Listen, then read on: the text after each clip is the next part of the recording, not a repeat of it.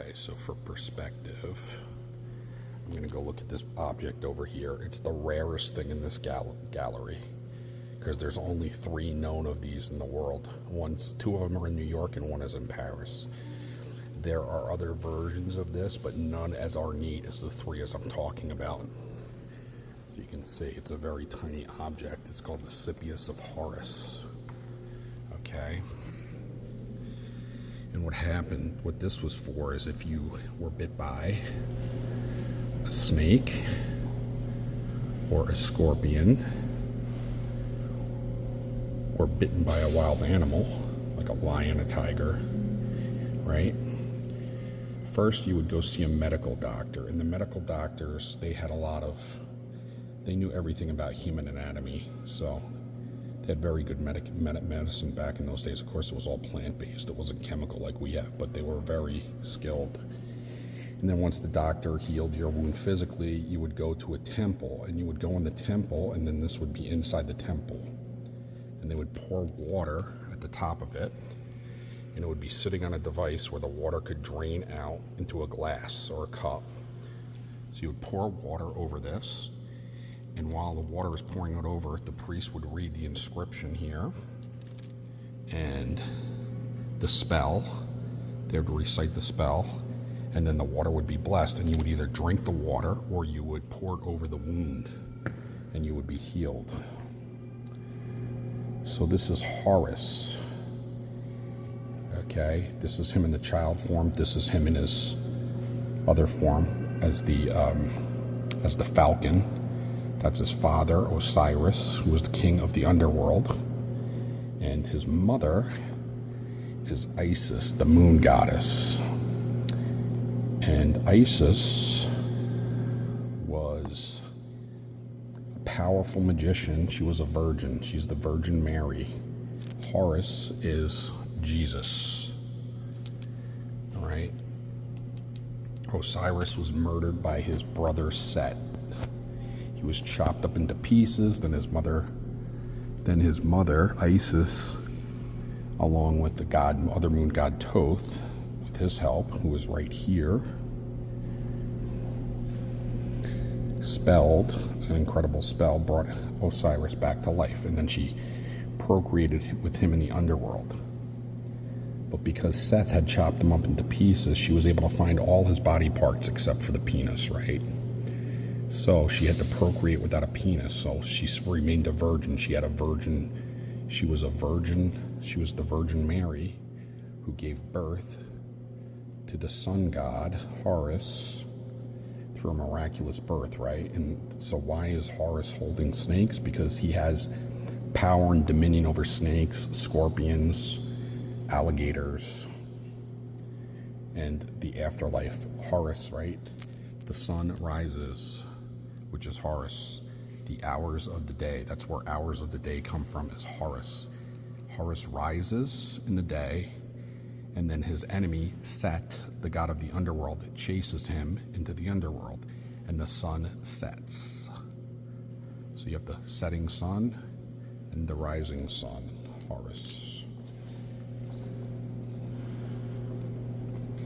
And this also depicts some of the challenges in the underworld, right? Which is why you had the Book of the Dead. It was a cheat code manual on how to get through the challenges of getting to the part where you weigh your heart. At one point, you would have to get past the alligators, right? And then there was another part where there were snakes, scorpions, and the spells in the Book of the Dead would allow you to pass these tests without being affected, right?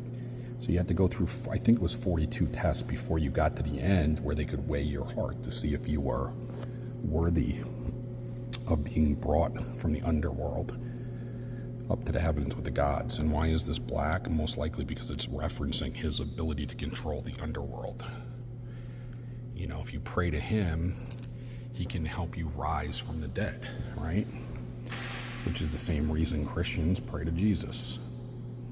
And then over the top of his head, you have Bes, the god Bes, which is a really weird Egyptian god. It's like a dwarf.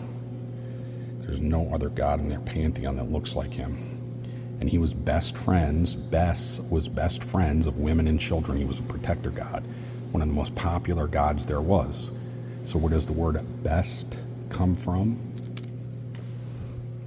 From Bes, because Bes was the best, right? Like most words that you think are just something really have different meanings. If you go back and look at the etymology of words, all the words come from ancient Egypt, the Phoenicians, the Celts, Islam, the Islamic world, right? Their gods, their aspects.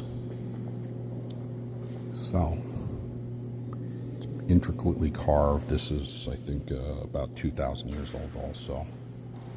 But, once again, if you were sick and you'd been injured by any of these creatures, then just think they lived near a marsh, right? The Nile River was full of crocodiles, snakes, scorpions, hippos, etc.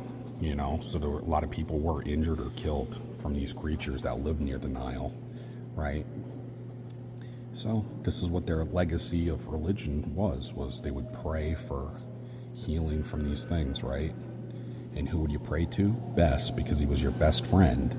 And he was best friends with Horus. And Horus ruled over life and death. And when he rose during the hours of the day, when he rose from the underworld during the hours of the day, he could take you with him instead of going back down when the setting sun with the god Set, where Set would take you to the underworld, right? So that's the amazing thing about these hieroglyphs. You don't have to know how to read this stuff. Most Egyptians did not. Probably only about 60% could read. And most of them could not read like really well. But if you understood the iconography, right, you could understand what they were conveying. Even if you could just understand some of these little hieroglyphs. That's the name of a god. Anything with a cartouche is a pharaoh or a god, right? So, you could be illiterate and still look at the ideograms, which is like, for instance, an ideogram would be this: water. That's the symbol for water. It could be the symbol for water, and then beneath it is bread.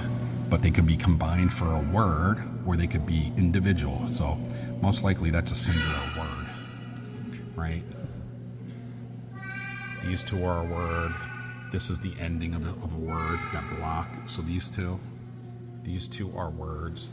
The word stops right here and then begins in this upper corner. The fish-like hook that goes over to the upside-down sun and then goes to the feathers, and that would be one word. So that's how they read it. And they had 3 different languages. They had hieroglyphs, Demotic, and hieratic. Once again, we got water. The owl is me or I. So whenever you see an owl, it could be an owl, or it could be saying I am such and such, right?